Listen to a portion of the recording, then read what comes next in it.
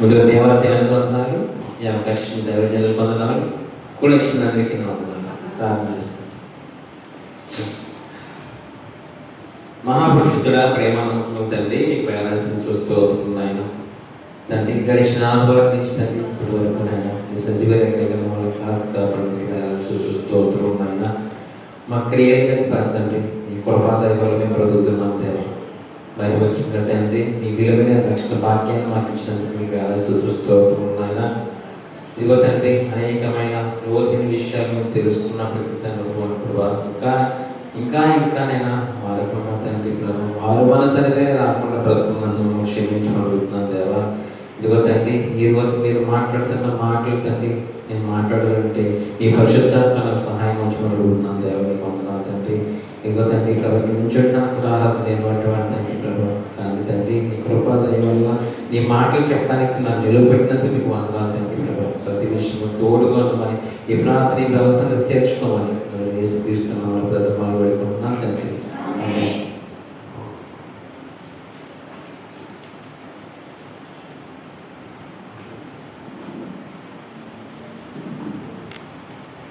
దేవుని స్తోత్రం.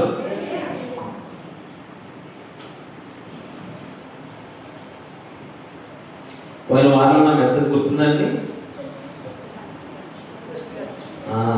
దేవుని స్తోత్రం. సృష్టిలోనికి వచ్చిన సృష్టికర్త. గత వారంగా కొన్ని విషయాలు మనం నేర్చుకున్నాం.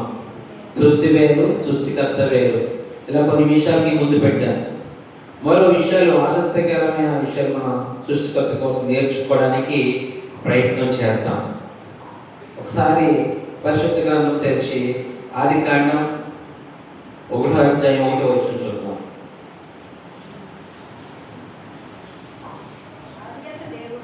ఆది అని దేవుడు భూమి ఆకాశములను సృజించిన. ఇది మొట్టమొదటి మన పరిశుద్ధ గ్రంథంలో మొదటి వచనం.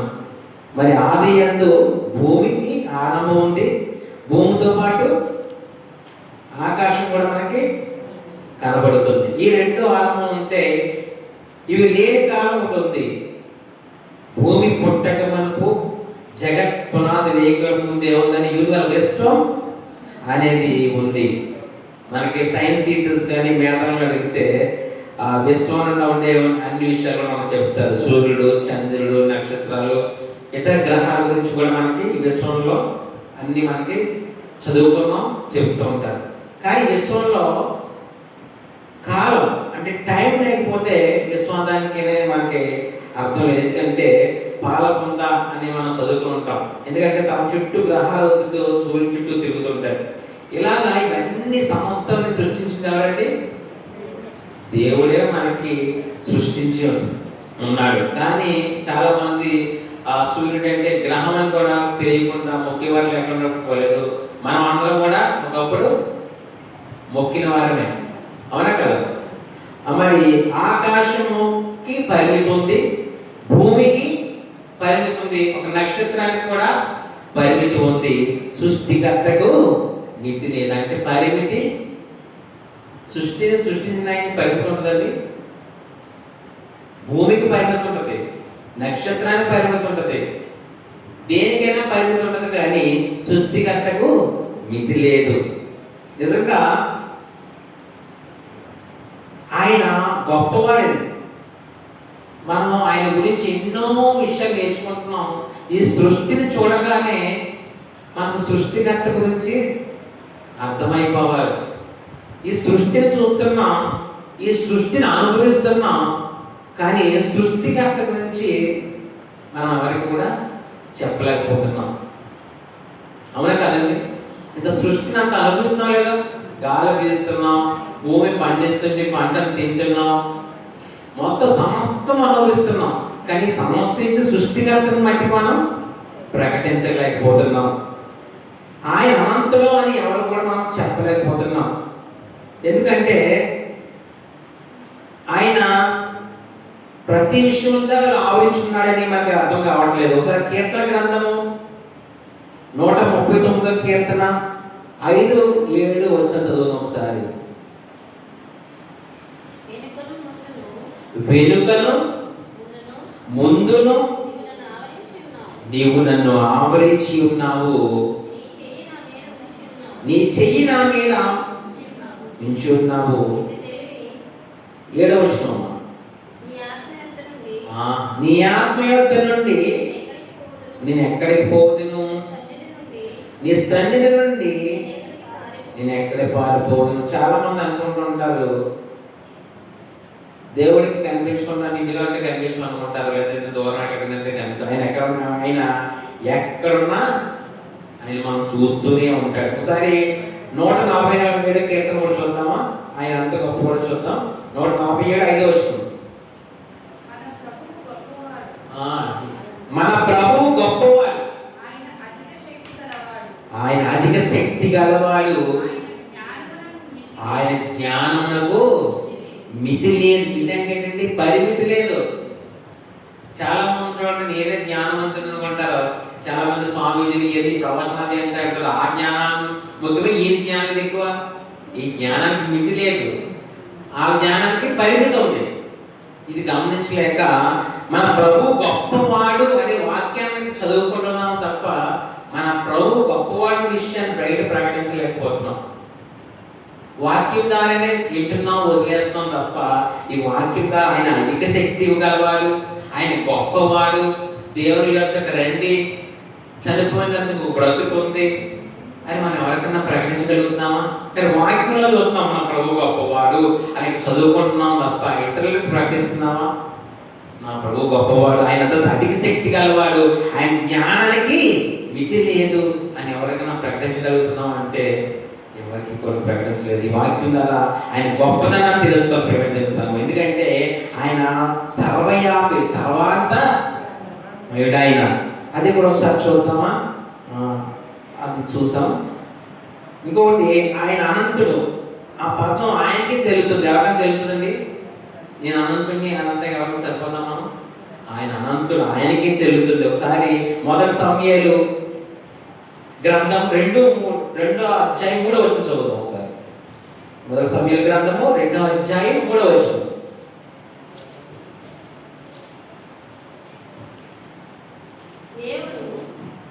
దేవుడు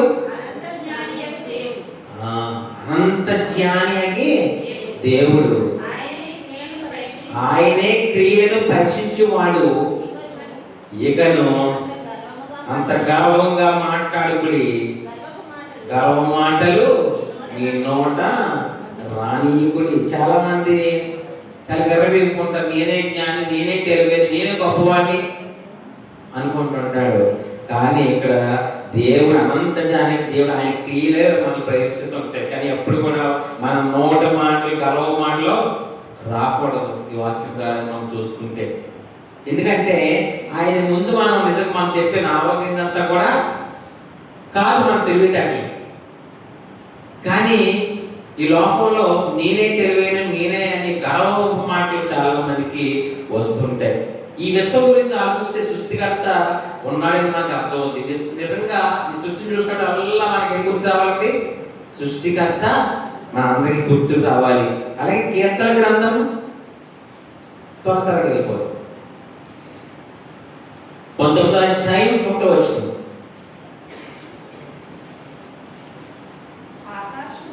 ఆకాశములు ఎవరు వస్తారండి?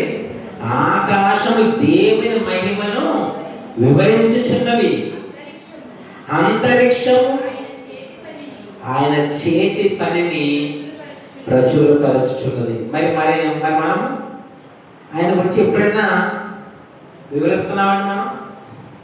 ఇక్కడ ఆకాశమే దేవుని మహిమను వివరిస్తున్నాయంట.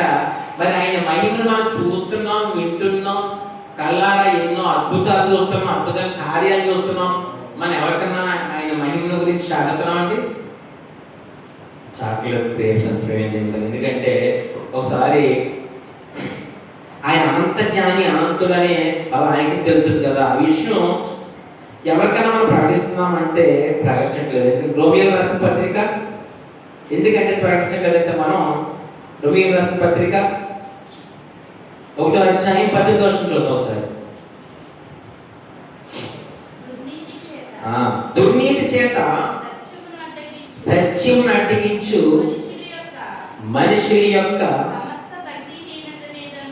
సమస్త భక్తిహీనత మీదను దుర్నీతి మీదను దేవుని కోపము పరలోకము నుండి బయలుపరచును. అంటే మనకి ఏం చేస్తామంటే మనం సత్యాన్ని అడ్డగిస్తున్నాం.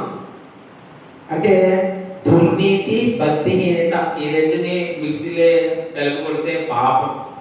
అంటే మనలో పాపం బాగా ఉంటుంది కాబట్టి అది అడ్డుగోడగా నిలిచిపోతుంది. సత్యాన్ని మనం అందరం కూడా అడ్డగిచ్చేస్తున్నాం. అడ్డగిచ్చేసి దేవుని మహిమని చాటలేకపోతున్నాం. దుర్నీతి అంటే భక్తిహీనత అన్నీ కూడా ఉన్న ఊళ్ళో పాపం వస్తే ఆటోమేటిక్గా మనం దేవుని మహిమను చెప్పగలమండి? వివరించగలం? ఎవరికన్నా వివరించలేము. అయితే వాక్యం ద్వారా మనం నేర్చుకోవాలి. భక్తిహీన కలిగిన వారు ఏంటంటే భక్తిలో ఉన్నవారు కూడా మార్చేస్తారు. వారు సహాయం చేస్తే భక్తిలో ఉన్నవారు కూడా మార్చేస్తారండి. అది కూడా చూద్దామా? రోమీయులకు రాసిన పత్రిక 1:25 చూద్దాం ఒకసారి.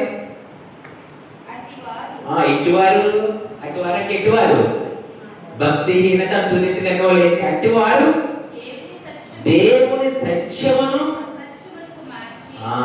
సత్యాన్ని ఏం చేస్తారంటే అసత్యాన్ని మార్చేస్తారంట. ఇలాంటి లేకపోలేదా? చూస్తారు కదా మనం. సత్యవాక్యం గురించి నుంచి ఎక్కడ తీసుకెళ్తారండి? స్వస్థతల గారికి. ఇదే కొంచెం దీనికి ఆలోచించగలిగితే మనం స్వస్థతల గారికి తీసుకెళ్తారు లేదా? అక్కడే ఉన్నాం ఇక్కడ 4 పదాలు అనుకున్న దాన్ని టక్క జరిగిపోతే అంటే సత్యాన్ని వీళ్ళు ఏం చేస్తారండి? మార్చేస్తారన్నమాట. సృష్టికర్తను తీసుకొచ్చి సృష్టిలో పెట్టే నిజంగా పెడుతున్నారంటే అసలు ఏమైనా అర్థం చేసుకోవాలి? అసలు విశ్వాన్ని ఈ ప్రకృతిని చూస్తే దేవుడు అలా కళ్ళ ముందు కనిపించుకోవాలి మానవుడికి. మానవుడికి సొంత జ్ఞానం అండి. దేవుడిని అర్థం చేసుకోలేకపోతున్నాడు. మానవుడు ఏ జ్ఞానం అండి? సొంత జ్ఞానం. ఏదో విడిమిడి జ్ఞానం అంటారు కదా, అటువంటి అనమాట. సొంత జ్ఞానం. దేవుణ్ణి అర్థం చేసుకోలేకపోతాడు. మనంగా దేవుణ్ణి అర్థం చేసుకోలేకపోతాం. ఆయన పాపం ఆయనే మన సృష్టిలోకి వచ్చాడు. ఇలా చూస్తున్నాడు. లాస్ట్ ఏం చేసేటట్టు ఆయనే మన అంతకు వచ్చాడు లేదా? తర్వాత వచ్చాడు మన దగ్గరికి. వచ్చాడే లేదా? మీ అంతా తెలుసు కదా. అంటే దేవుడు తనకు తానే సృష్టిని వెల్లడపరుచుకున్నాడు. అంటే ఎంత కొంచెంగా తన మహిమను వెల్లడపరుచుకున్నాడు. మరి దేవుడు సాధారణ ప్రత్యక్ష రూపంలో ఈ సృష్టిని తన తారుగా వెల్లడపరిచాడు. అంటే ఎలా వెల్లడపరుస్తున్నా సరే ఇంకా అర్థం కావట్లేదని ఆయన సృష్టి అనే పుస్తకంలో కొద్దిగా కనిపించాడు. ఈ సృష్టిలో మరొక పుస్తకాన్ని పంపాడు. అదే బైబిల్. దీని ద్వారా అర్థం చేసుకుంటానని ఎన్నో ఇందులో లోతైన విషయాలు, దేవుడి గురించి తెలిపిన విషయాలు, ఆయన అద్భుతాలు ఎన్నో పొందుపరిచి ఉన్నాడు. ఈ గ్రంథం మన చేతిలో వచ్చిన చాలా మంది ఆదివారం నాడు తీసుకెళ్ళి మళ్ళీ షాపులో పెడుతున్నాం. చదివేవారిని అంటలేదు, చదవనివారు. చాలా సంఘాలలో, చాలా చోట్ల క్రైస్తవ్యంలో చాలా చోట్ల అలాగే ఉంది. అలా ఉంటుందంటే ఆ పరిశుద్ధ గ్రంథంలో ఆయన గ్రంథం లేఖనాలు ఉంటాయని అర్థం చేసుకోలేకపోతున్నారు. ఆయన రాయించిన లేఖలను తాను వెల్లడిపరిచాడని, సృష్టికర్తకి పరిమితి లేదు, సృష్టికే పరిమితి ఉంది. ఇవన్నీ కూడా తెలుసుకోవాలంటే ఈ పరిశుద్ధ గ్రంథం ద్వారా మనం తెలుసుకుంటాం. మిగతా పుస్తకాలు చూడండి. మిగతా పుస్తకాలన్నీ కూడా మనుషులను ఆలోచించి వచ్చిందండి. అంటే ఒక మనిషి ఆలోచించి రాస్తే వచ్చిన పుస్తకాలే ఈ ప్రపంచం వ్యాప్తంగా ఉన్న పుస్తకాలన్నీ కూడా. ఇది దైవ ఆవలేసే వల్ల దైవ పరిశుద్ధత్వం ద్వారా రాయబడిన గ్రంథం ఏదన్నా ఉన్నదంటే బైబిల్. దేవునికి స్తోత్రం. ఇలాంటి పరిశుద్ధ గ్రంథం నిజంగా ఇప్పటి నుంచి 100 సంవత్సరాల దాకా బైబిల్ మనం చదువుతాం అనుకోండి. చాలా మంది దేవుడిని నమ్ముకుని 60 సంవత్సరాలు అయిపోయిన ఉంటారు చూడండి, 70 సంవత్సరాలు అయిపోయిన కూడా ఉంటారు.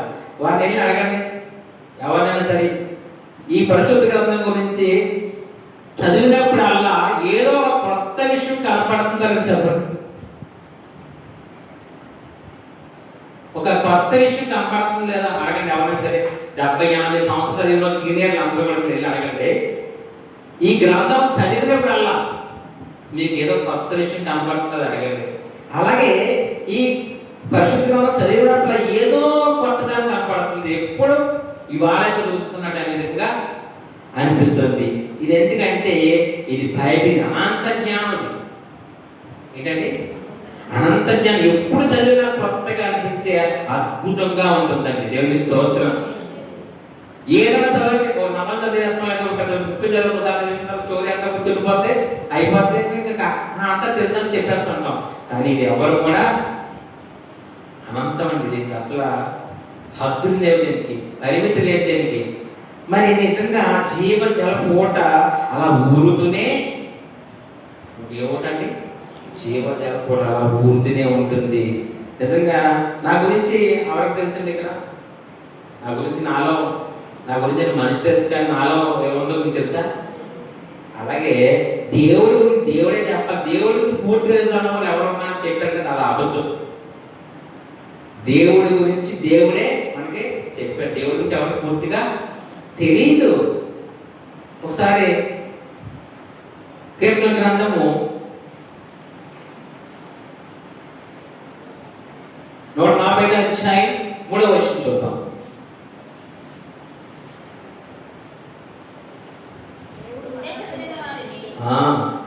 దేవుడు మహాత్మ్యం గలవాడు, ఆయన అధిక స్తోత్రం నొందదగిన వాడు, ఆయన మహాత్మ్యం గ్రహింప సఖ్యం కానిదండి. ఆయన్ని నిజంగా ఆయన మహాత్మ్యము, ఆయన గొప్పదా వివరించలేదు. ఒక మనిషి గురించి ఎవరైనా చెప్పాలంటే కొద్దిగా వివరించవచ్చు, కానీ దేవుడి గురించి మనం వివరించలేమండి. అసలు ఆయన మహాత్మ్యం గలవాడు, ఆయన మహాత్మ్యం గ్రహింప సఖ్యం కానిదండి. అలాగే యెషయా గ్రంథము 55వ అధ్యాయం 8-9 వచనం చూద్దాం. యెషయా 55 గ్రంథం. చాలా మంది అంటారు, చాలా సింపుల్ గా దేవుడిని ఆలోచిస్తుంటారు. చాలా దేవుడా యేసు ప్రభువా అని చాలా సింపుల్ గా ఆలోచిస్తుంటారు. కానీ ఒకసారి చూడండి, నా తలంపులు మీ తలంపుల వంటివి కావు, మీ త్రోవలు నా త్రోవల వంటివి కావు. ఇదే దేవుడి వాక్కు. 9 ఆకాశములు భూమిపైన ఎంత ఎత్తుగా ఉన్నావో మీ మార్గముల కంటే నా మార్గములు, మీ తలంపుల కంటే నా తలంపులు అంత ఎత్తుగా ఉన్నాయి. నిజంగా ఇప్పుడు దేవుడు అంత సింపుల్ గా ఎవరు అంచనా వేయిందంటే వేసేసి, అసలు ఆయన తలంపులు వేరు, మన తలంపులు వేరండి. అసలు చాలా సింపుల్ గా తీసుకుంటుంటారు దేవుడు అంటే. అసలు చాలా భయపడిపోవాలి. అసలు దేవుడు అనే మాట మన నోట వచ్చిందంటే మన గజగజ వణుకుపోవాలి పడండి. ఏంటంటే భక్తులు ఎంత గలా గజగజ వణుకుపోయారంటే. ఇప్పుడు దేవుని భయం ఎవరిలో క్రైస్తవ సంఘాల్లో ఉంటుందంటే అసలు దేవుని భయమే ఎవరికి ఉండలేదండి. ఏదో క్రైస్తవ మాదిరిగా చూపించుకోవాలి, లోకాన్ని చూపించుకోవాలని ఆదివారం నాడు మందిరానికి వస్తున్నారు తప్ప దేవుని భయంతో అయితే 100% కూడా వస్తున్నారు లేదో కూడా డౌట్. దేవునికే తెలియాలి.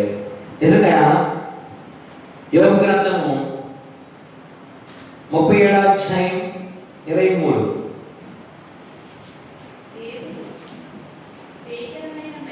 యోబు గ్రంథం 37:23. సర్వశక్తుడగు దేవుడు మహాత్మ్యము గలవాడు, ఆయన మనకు అగోచరుడు, న్యాయమును నీతిని ఆయన ఏమాత్రము చెరువడు. అందువలన నరులు ఆయనందు భయభక్తులు కలిగిన. దేవుడు మొత్తం అర్థమైపోయిన ఎవరైనా అన్నారనుకోండి, అది నమ్మగలరు. అంటే మీకు మోసం చేసి చెప్తున్నాడనే అర్థం. ఒకసారి రోమీయులకు రాసిన పత్రిక 11:33 చూద్దాం ఒకసారి. ఆయన నుంచి గుర్తు చూద్దాం. ఆహా దేవుని బుద్ధి జ్ఞానముల బాహుళ్యము ఎంతో గంభీరము, ఆయన తీర్పులు శోధింప ఎంతో అవశ్యములు, ఆయన మార్గములు ఎంతో అగమ్యములు. చాలు చాలు. నిజంగా దేవుని జ్ఞానం అందుకోలేమండి. అందుకోగలవా? దేవుని జ్ఞానం అందుకోగలిగితే మనం ఎలా ఉంటామా? దేవుని జ్ఞానం అందుకోలేము. సృష్టికర్త అనంతుడు, సృష్టికే పరిమితి కాదు. చాలా మంది సృష్టిని దేవుణ్ణి కూడా ఒకటి అనుకుంటారు. అసలు అలా అంచనా ఏంటి? దయచేసి ఈ పరిశుద్ధ గ్రంథం చదువుతుందంటే కొలత లెక్క లేదు. చెరువు కంటే నది పెద్దది, నది కంటే సముద్రం పెద్దది. లెక్కలు ఎవరన్నా ఏమంటే శాస్త్రులు వేస్తారు, కానీ సృష్టికర్త సృష్టి కంటే పెద్దోడు అని చెప్పండి ఎవరు నిజంగా అడిగితే. కానీ అసలు సృష్టించిందే సృష్టికర్త. సృష్టితో పాటు దేవుడిని లెక్క ఆడుతున్నట్టు చాలా చోట్ల. అది ఎప్పుడు కూడా మనం అనకూడదు. అనంతుడు, ఆయన పరిమితి కలది, ఆయన లేదు. అసలు పరిమితి ఉన్నది సృష్టి, పరిమితి లేనిది సృష్టికర్త. అలాగే యోబు గ్రంథం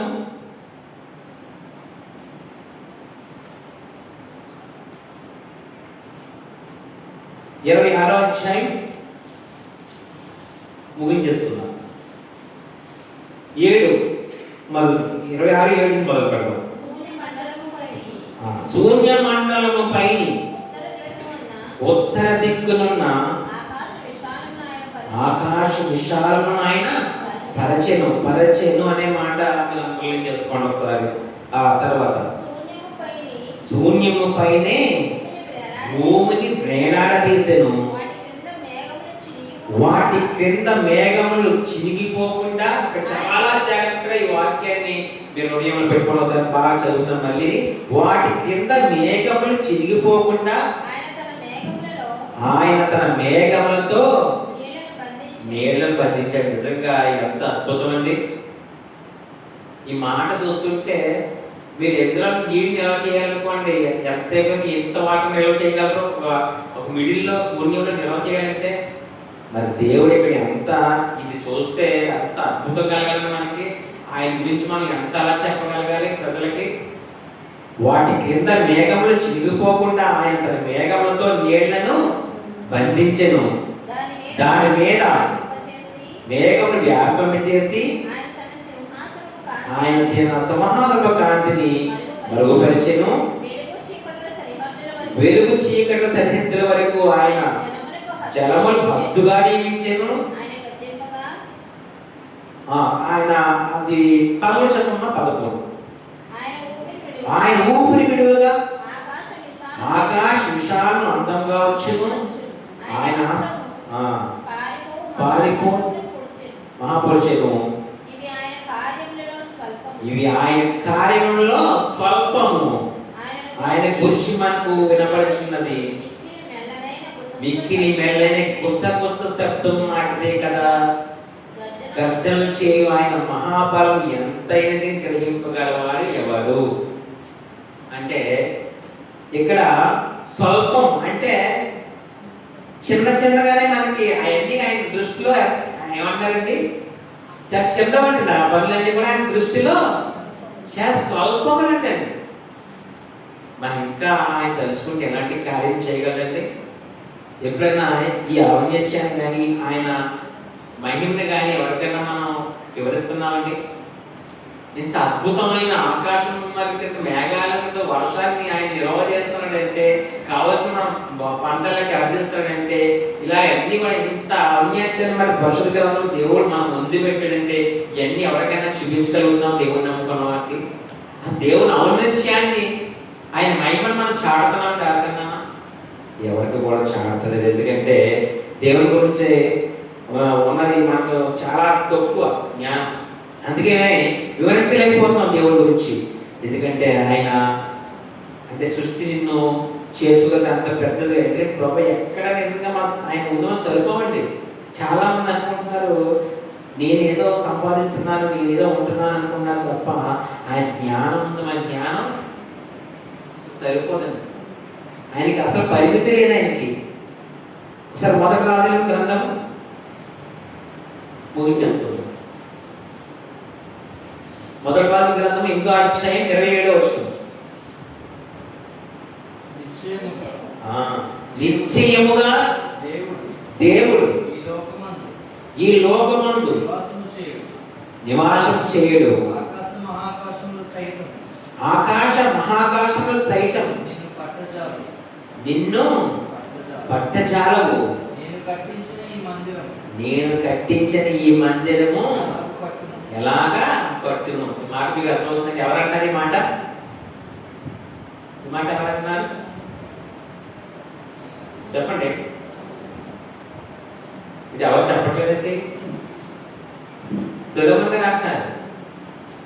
ఏమంటారు? మళ్ళీ చదువుదాం మాట. అంత నిజంగా ఎంత అద్భుతమైన మాట అంటే ఇది. నిశ్చయముగా దేవుడు ఈ లోకమందు నివాసం చేయడు, ఆకాశ మహాకాశము సైతము నిన్ను పట్టజాలవు. నేను కట్టించిన ఈ మందిరం నీకు ఎలా పట్టును అంటే దేవుణ్ణి ఎవరు అర్థం చేసుకున్నారని బాగా చాలా మంది అనుకుంటున్నారు మందిరాల్లో దేవుడు ఉంటాడని. మూఢనమ్మకం అదే మందిరంలో ఉండాలి, ఈ మందిరం దాటిపోతే ఇక్కడ ఏదంటే దేవుడు ఉండడం అంటుంటారు. ఆ మాట అన్న చాలా చోట్ల మనం ఎక్కడే దేవుడు ఉంటాడు. అసలు కట్టిన మందిరంలో ఆయన ఎలా పట్టాను సొలొమోను మహారాజు గారు అర్థమైంది. మనకేమో అర్థమవుతుందండి? ఇలాంటి వచనాలు చదివినా సరే మూర్ఖంగా మూఢనమ్మకంతో సత్యం లేని చోట కూడా చాలా మంది ఉండిపోయి లాస్ట్కి ఏమవుతారండి? భక్తికి ఎంత అయిపోతున్నారు, వాళ్ళు నిజంగా సత్యం కోల్పోతున్నారు, చివరికి పాపంలో పడిపోతున్నారు. అలాగే అడ్డుగోడగా ఆ పాపం నిలుస్తుంది. నిజంగా ఇంకా ఎన్నో వచనాలు మీకు చూపించాలనుకుంటున్నాను. ఏదైతే ఇంకొక వారం మీకు మళ్ళీ చూపిస్తాను, ఇంకా పూర్తి కాలేదు. నిజంగా మనమైతే ఇవాళ ఒకలాగా ఉంటాం, రేపు ఒకలాగా ఉంటాం. కానీ అసలు ఎప్పుడు రాసిన పత్రిక ముగించేసుకుందాం. 13వ అధ్యాయం 8వ వచనం చూద్దాం ఒకసారి.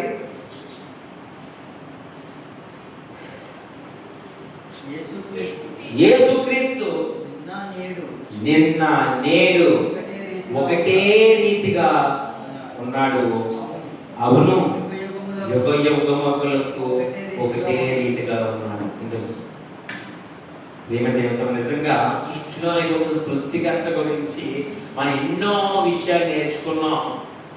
మరి నేర్చుకున్న విషయాలు అనేక మందికి ఇతరులకు ప్రకటించండి. ఎందుకంటే దేవుని గొప్పదాని గురించి చాటిన ఆయన గొప్పవాడు, అధిక శక్తి గలవాడు, శూన్యమైన భూమిని వేలాడదీసిన వాడు. ఇన్ని చెప్పుకుంటా పోతే ఆయన గురించి ఒక రోజంతా చెప్పినా సంవత్సరాలు చెప్పినా సరిపోదు. మరి అంటే దేవుని సువార్త మనం వింటున్నామంటే అది హృదయంలో ఫలించి అనేక మందిని ఎవరు కూడా నిశ్చితంగా వెళ్ళిపోకుండా ఇలాంటి మాట అమ్మాయి కూడా ప్రకటిస్తారు. ప్రోగ్రామ్ అందరికీ తెలియజేసుకుంటాం. ఈ విలువైన అవకాశ సమయాన్ని దైవజనులకి పొందాలి తెలియజేసుకుంటాం. దేవుని స్తోత్రం.